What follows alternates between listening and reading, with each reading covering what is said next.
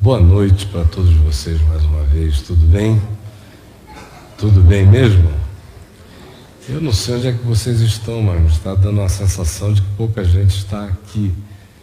Boa noite para vocês, tudo bem? Amém. Está tudo bem? Graças a Deus. Nós estamos aqui diante da mesa do Senhor. E eu queria que você, desse momento em diante, fizesse o possível para se desligar de qualquer agitação.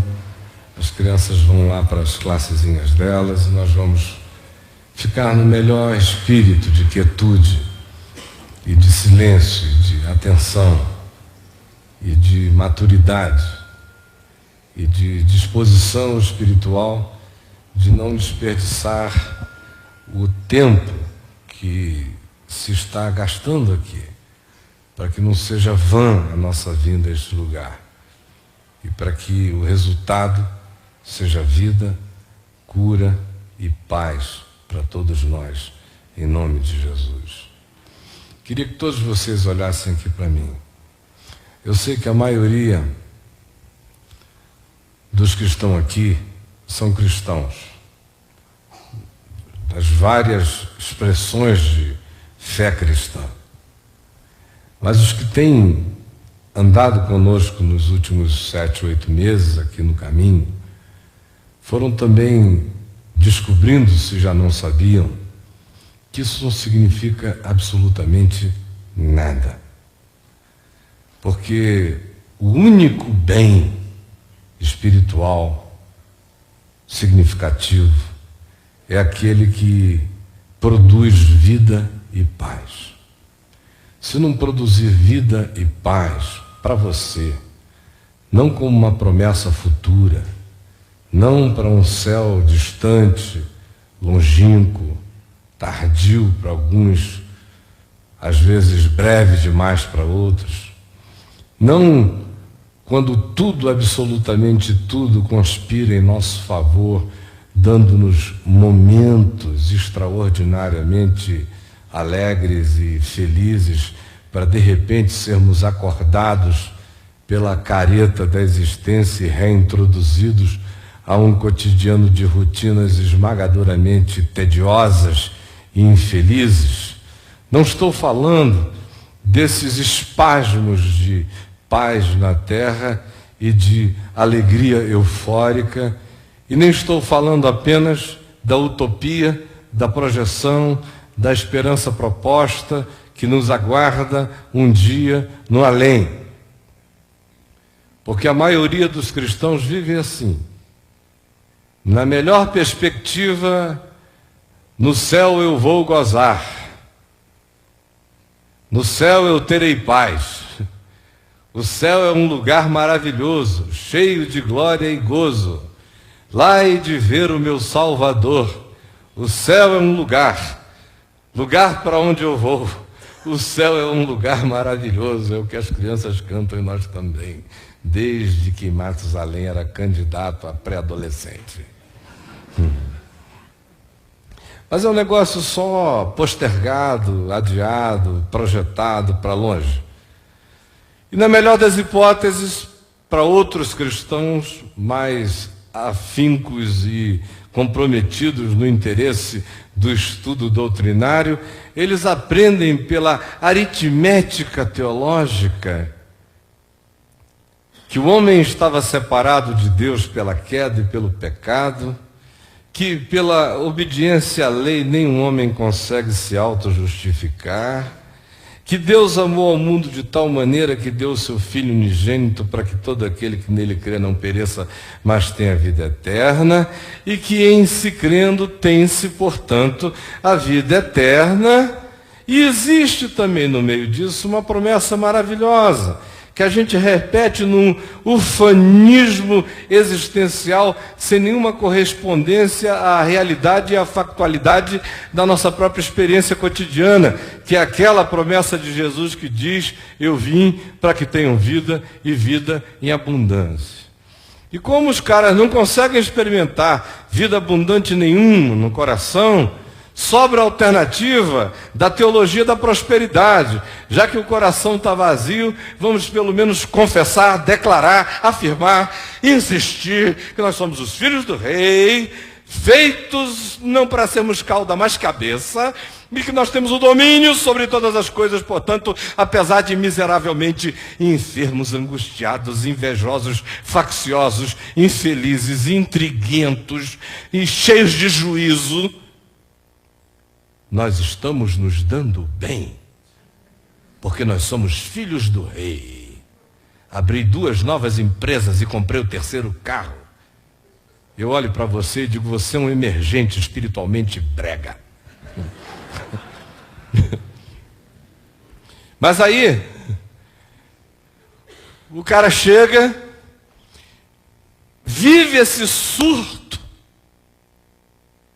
de me tornei melhor que o mundo agora, porque eu sei essa informação.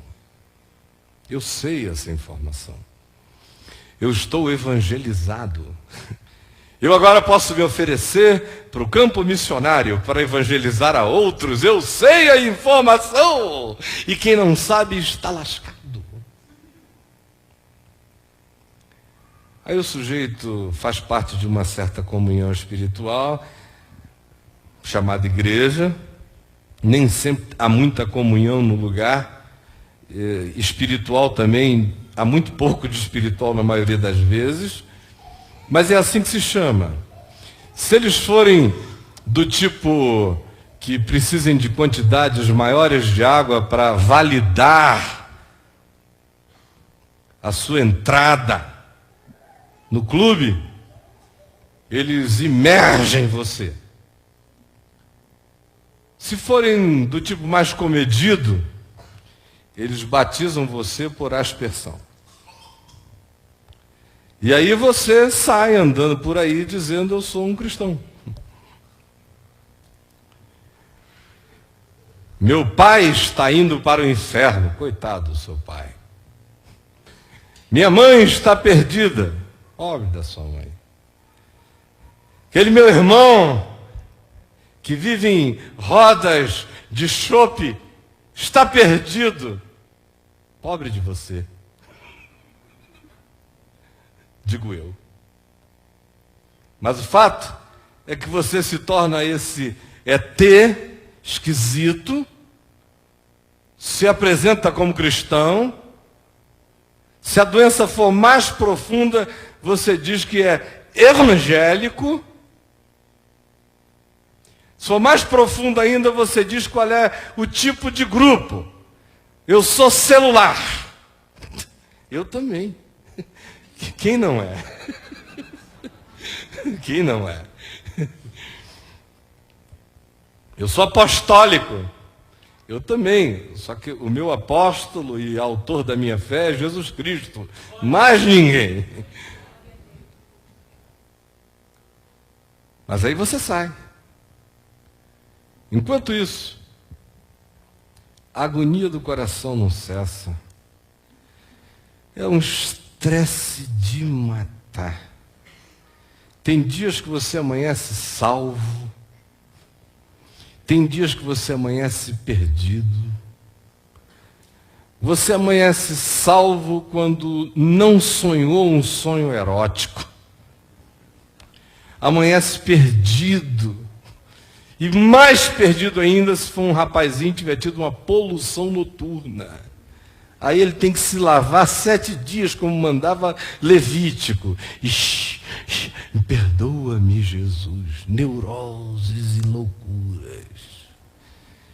Tudo isso feito em nome da santidade. Aí se agonia, se aflige, eu preciso ser santo para Deus.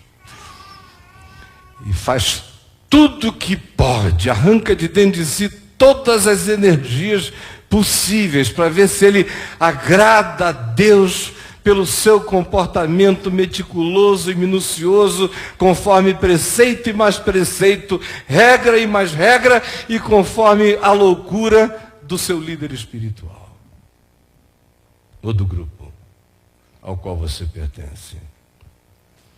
Enquanto isso, Cada pessoa que passa no seu caminho, você tenta convencer de que quem está perdido é ela. Ela olha para você e diz: se enxerga, bicho. Tua angústia vaza. O teu nervosismo, a tua doença, o teu fanatismo, a neurastenia espiritual que se instalou em você é perceptível.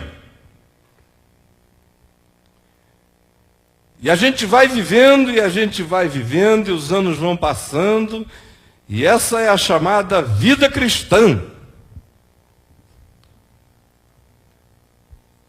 E se for essa promessa de vida abundante, Jesus não só chorou, como mentiu.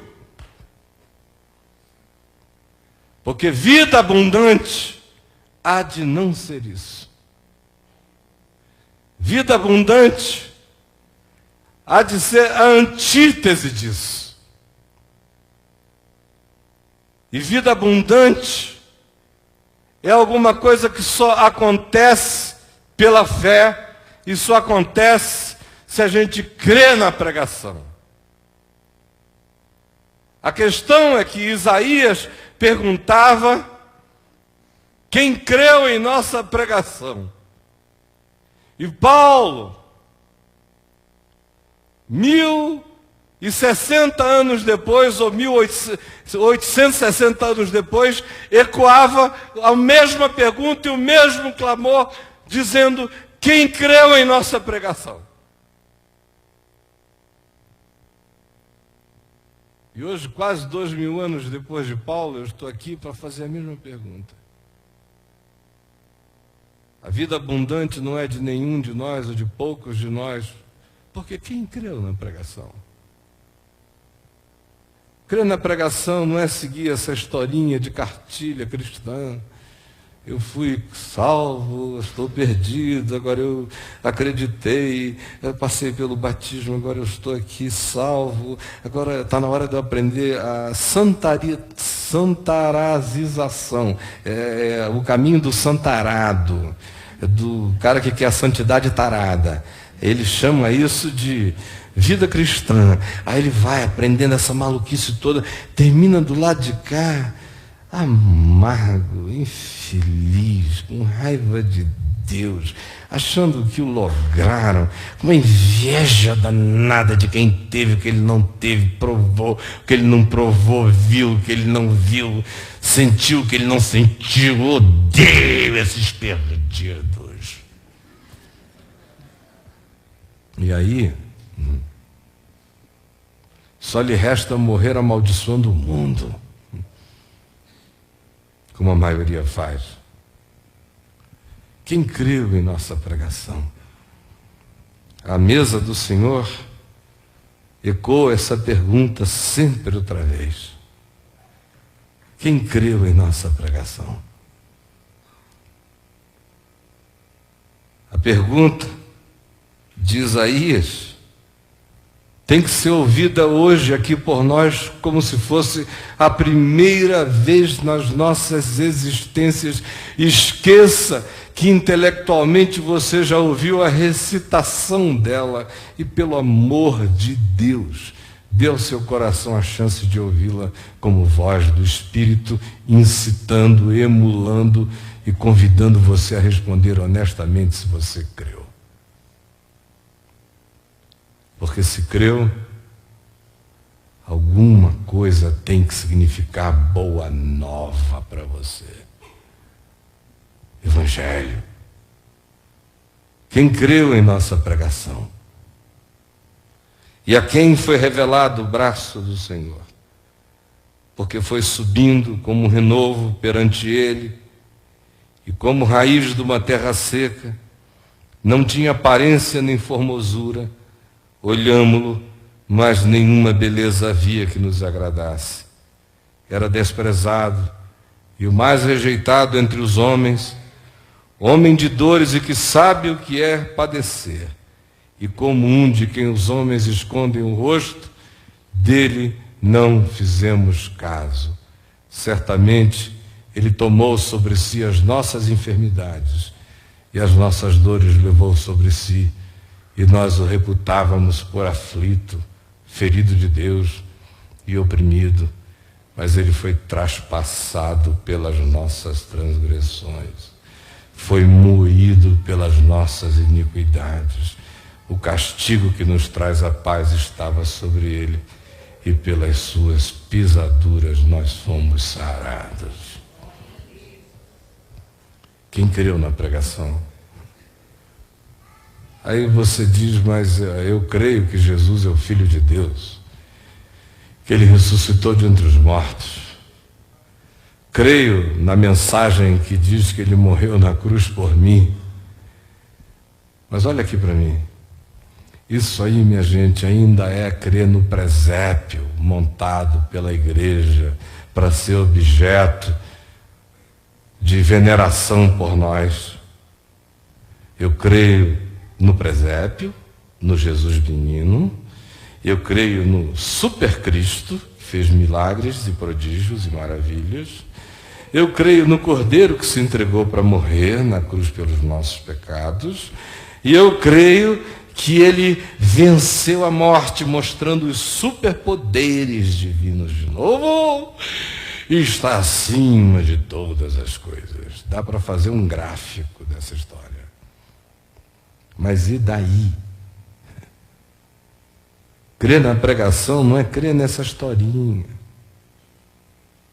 Crianças creem nessa história, por isso que os filhos dos muçulmanos creem em outra história.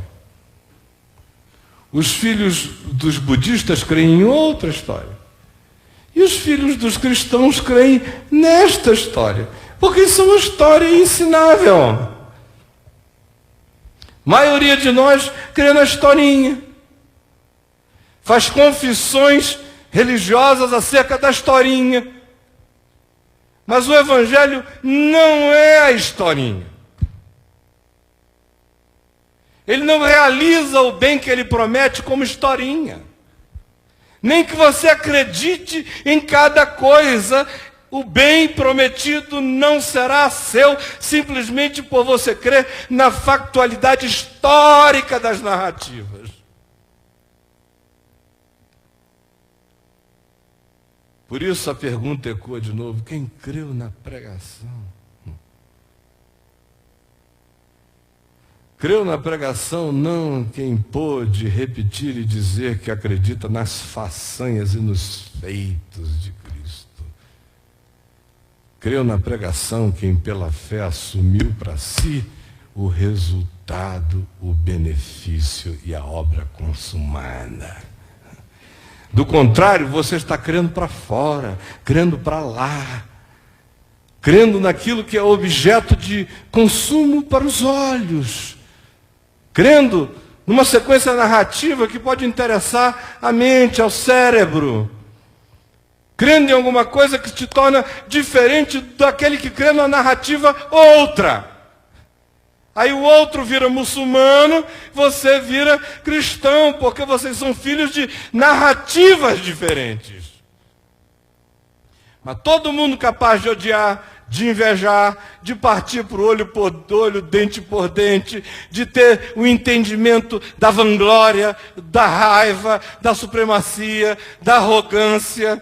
Todo mundo doente das mesmas doenças, todo mundo enfermo das mesmas enfermidades, todo mundo vendo o mundo do mesmo jeito, é por isso que guerreiam entre si.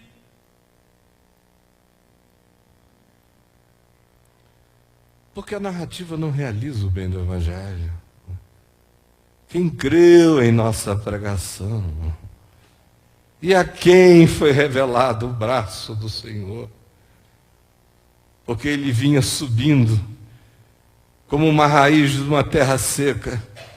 Olhámo-lo e nele não havia nem beleza nem formosura. Era desprezado e o mais rejeitado de entre os homens, homem de dores e que sabe o que é padecer, e comum de quem os homens escondem o rosto. Nós o vimos e dele não fizemos caso, mas certamente ele foi traspassado pelas nossas transgressões e foi moído pelas nossas iniquidades. O castigo que nos traz a paz estava sobre ele, e pelas suas pisaduras nós fomos sarados. Mas quem creu na pregação? Se não é quem acredita na narrativa apenas, é quem? Quem é?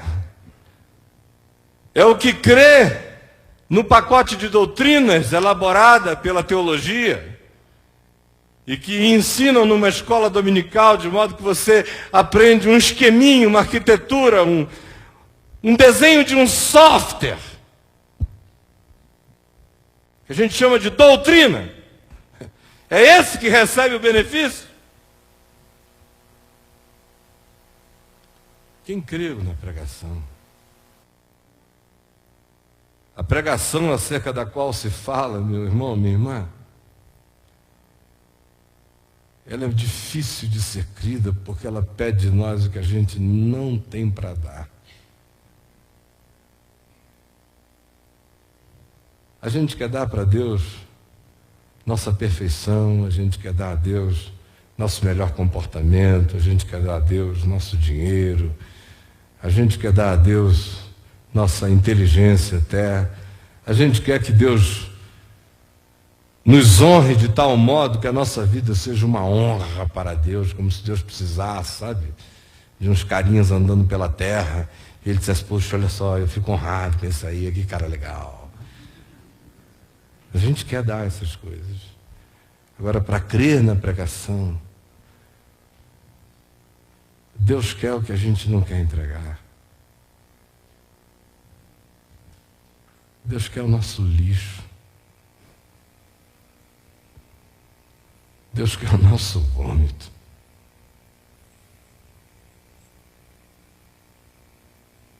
Porque, certamente, Ele tomou sobre si as nossas enfermidades. Deus quer as nossas doenças, nossas aflições, nossas angústias, nosso sentimento de rejeição, porque Ele foi rejeitado e o mais desprezado entre os homens.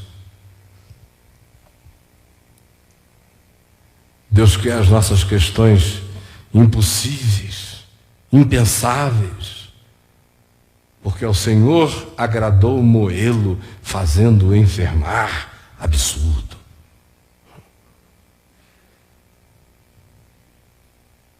Para crer na pregação, você tem que desistir das suas justiças próprias. São trapos de imundícia. Tem que desistir da pretensão e da arrogância de ser o seu autovalidador diante de Deus. Tem que desistir de todo juízo escatológico sobre o ser do próximo. E desistir do juízo existencial que já o condena hoje. Porque você mesmo foi o grande beneficiário da suspensão dos juízos. Porque Ele levou sobre si as nossas iniquidades e o castigo que nos traz a paz estava sobre Ele. Ele pede da gente, a gente chama de eu, Ele chama de doença, a gente chama de minha característica mais importante, Ele chama de traço viciante do ser. Para crer na pregação, a gente tem que crer que está tudo feito. Ele tomou, Ele levou, Ele carregou. Tudo aqui está feito, está tudo no passado, já era. Eu continuo pecando, mas o meu pecado já era. E eu estou aqui não como alguém que se oferece para ser referência de qualquer outra coisa que seja observável com esses olhos que avaliam a partir das perspectivas moldadas pelas exterioridades. Deus me livre de tal juízo. Caia eu na mão de Deus e não caia eu sob as vistas dos homens. São olhares perversos. Não estou aqui para ser referência de nada disso. Mas eu queria que você olhasse para mim e soubesse que eu estou assim, querendo crescer de todo o meu coração no caminho de quem creu na pregação. Mas tem uma coisa que Deus fez e está feito dentro de mim, em relação a ter crido na pregação.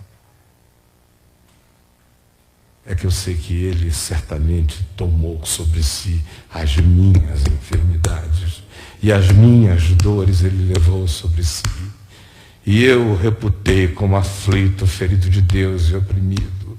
Mas Ele foi traspassado pelas minhas transgressões e foi moído pelas minhas iniquidades. E o castigo que hoje me traz paz com Deus esteve sobre Ele. E pelas suas pisaduras eu já fui sarado. Fui sarado para poder ser curado. Fui sarado para poder desenfermar. Fui sarado para poder andar e crescer. Fui sarado para poder ir sendo curado. Eu sei que já estou sarado, por isso eu posso ir sarando. Já está feito. Quando você crê na pregação, você é de Deus e ponto. Você não é mais de Deus um dia, menos de Deus no outro. Você não se torna melhor para Deus porque no seu critério de autoavaliação você foi melhorzinho no seu escotismo moral, como escoteirinho de Deus. Cometeu e praticou a sua boa ação. Hoje eu atravessei a velhinha. Aí nesse dia você diz, hoje eu estou pronto, Senhor, usa-me. Quem creu na pregação sabe que se sobe aos céus, lá Ele está. Se faz a sua cama no mais profundo abismo, lá Ele está também. Se toma as asas da alvorada e se detém nos confins dos mares, ainda lá haverá de guiá-lo a sua mão e a sua destra o susterá. Quem creu na pregação sabe que mesmo que diga as trevas com efeito me encobrirão e a luz ao redor de mim se fará noite, até as próprias trevas não te serão escuras, porque as trevas e a luz são a mesma coisa, porque está feito. Ele experimentou luz e trevas por mim. Quem crê na pregação, descansa. Sabe da fidelidade de Deus. Não há volta, não há retorno, não há um repensar da divindade sobre a graça. Está consumado. Aquele que vem a mim, disse Jesus, de modo algum eu o lançarei fora. E ninguém o arrebatará das minhas mãos. Porque eu estou bem certo de que nem vida, nem morte, nem coisas do presente, nem do porvir, nem altura, nem profundidade, nem qualquer outra criatura poderá separar-nos do amor de Deus que está em Cristo Jesus, o nosso Senhor. E aí você se aquieta. Pode doer, pode gemer, pode sentir, você vai sentir. No mundo tereis aflições, mas se você creu na pregação, você vai ter bom ânimo. E no dia da maior dor, se você creu na pregação, você vai sempre ouvir a voz de novo, lhe dizendo, A mulher, quando está para dar à luz, sente dores, tem tristezas, porque lhe é chegada a hora, mas depois de nascido o menino, já nem se lembra mais das dores pela alegria de ter trazido ao mundo um homem. Quem crê na pregação lembra que a tristeza pode durar a noite inteira, mas a alegria vem com o amanhecer. Quem creu na pregação sabe. O Senhor é o meu pastor e nada me faltará. E descansa. Para o que creu na pregação, isso não é discurso. Isso tem a ver com a visceralidade do ser, está imiscuído na alma. É inseparável de você. Altera o seu caminhar, o seu andar, lhe dá segurança.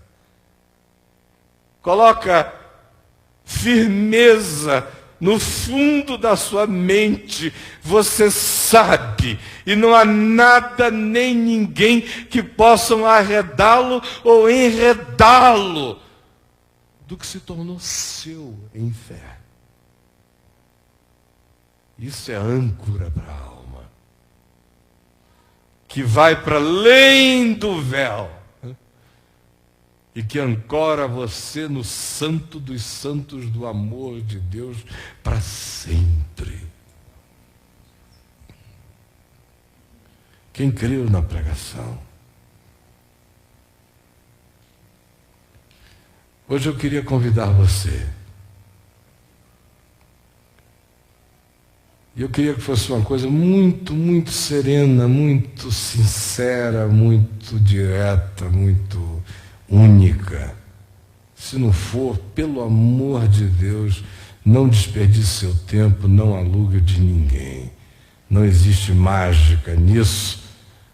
A única verdade e a única realidade que opera um milagre é a sinceridade pura e simples do coração. Mas se você entrou hoje aqui, não importa sua jornada, não importa mesmo. Você pode ser pastor, padre, pode ser o agnóstico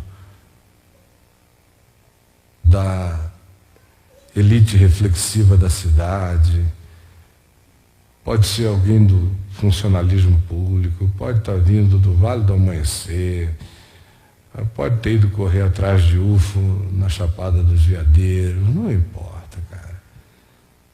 Isso não importa, tudo bobagem. Pode estar vindo da igreja evangélica, mesma coisa. A única coisa que interessa é conhecer a Deus, ser conhecido por Ele. O resto é briga de clube. E eu estou fora.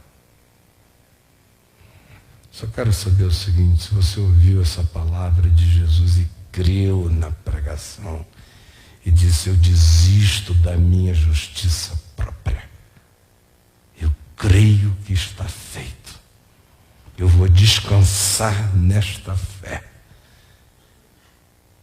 e eu vou crescer em fé para crescer no benefício, porque esta é a boa nova. E se você creu e quer ser batizado nesta fé, eu queria que você saísse do seu lugar e viesse até aqui à frente, porque eu vou batizar você agora, em nome de Jesus.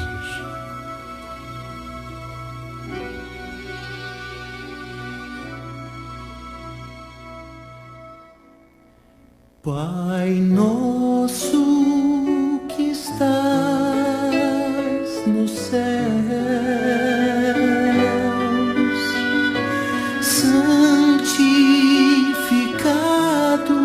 seja o teu nome,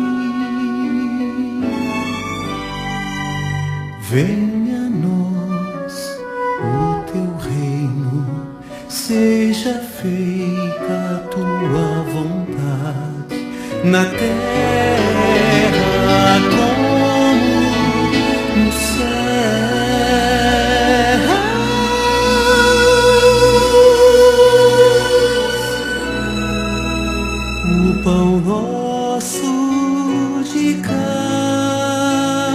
dia.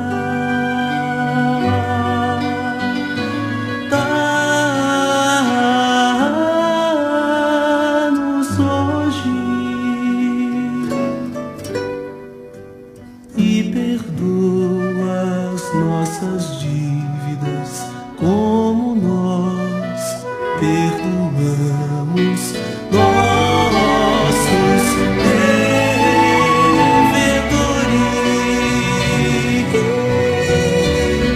Não nos deixeis cair em tentação, mas livra-nos do mal, pois teu é o reino, poder e a glória para sempre, sempre.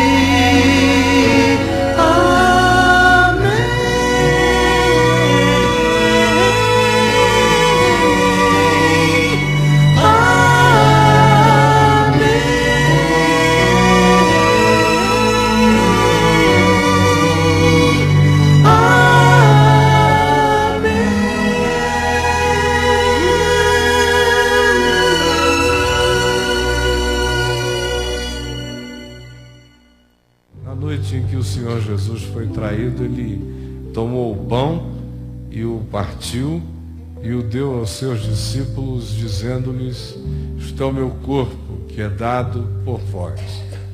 Todas as vezes que o comerdes, fazei isto em memória de mim.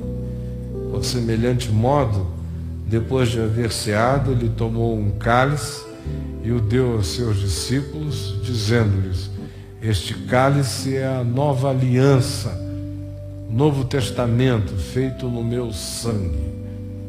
Todas as vezes que o beberdes, fazei isto em memória de mim. Nós vamos tomar da mesa do Senhor, todos nós juntos. Vamos pedir que alguns irmãos nos ajudem, ficando de um lado e de outro aqui da mesa. De fato, nós precisamos de 5 irmãos ajudando do lado de cá e 5 do lado de cá.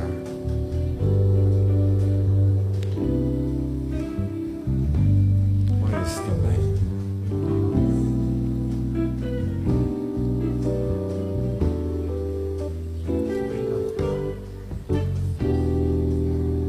Obrigado, meu amigo.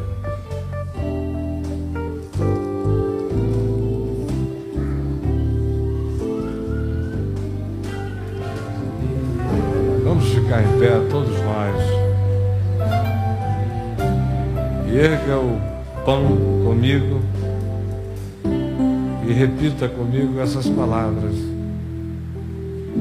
Na noite em que foi traído, o Senhor Jesus tomou o pão e o partiu e o deu aos seus discípulos, dizendo-lhes: isto é o meu corpo. Todas as vezes que o comerdes, fazei isto em memória de mim. Comamos todos, irmãos.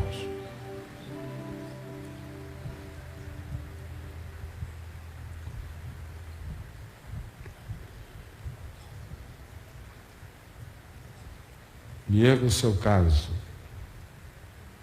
e repita comigo: este cálice é a nova aliança no meu sangue. Será derramado em favor de muitos. Todas as vezes que o beberdes, fazei isto em memória de mim. Bebei dele todos, meus irmãos.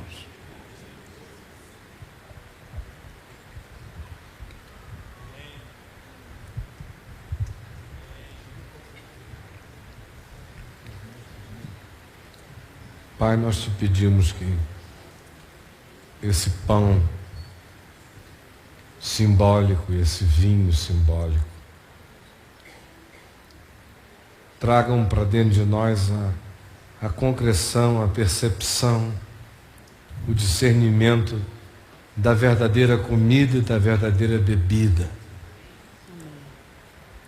E eu quero pedir que este tenha sido o pão da cura divina também, para os nossos corpos, para as nossas almas agitadas, carentes, doentes, feridas, magoadas, viciadas em falsos direitos. Que o Senhor venha por uma manifestação milagrosa do Teu Espírito, simplesmente tirar a cegueira da nossa cara e nos ajudar a ver e a crer, e dar que com esse comer nós tenhamos comido vida, graça, e que com este beber nós tenhamos sido lavados e também tenhamos sido alimentados com a alegria do Espírito Santo. Por favor, vem agora, estende a tua mão e realiza todo o teu milagre na nossa vida, conforme a necessidade, a carência de hoje, em nome de Jesus, que nos ensinou a orar, dizendo: Pai nosso que estás nos céus, santificado seja o teu nome, venha o teu reino, seja feita a tua vontade, assim na terra como nos céus. O pão nosso de cada dia nos dá hoje. Perdoa as nossas dívidas, assim como nós perdoamos aos nossos devedores. E não nos deixes cair em tentação, mas livra-nos do mal, pois teu é o reino, e o poder, e a glória, para sempre. Amém e amém.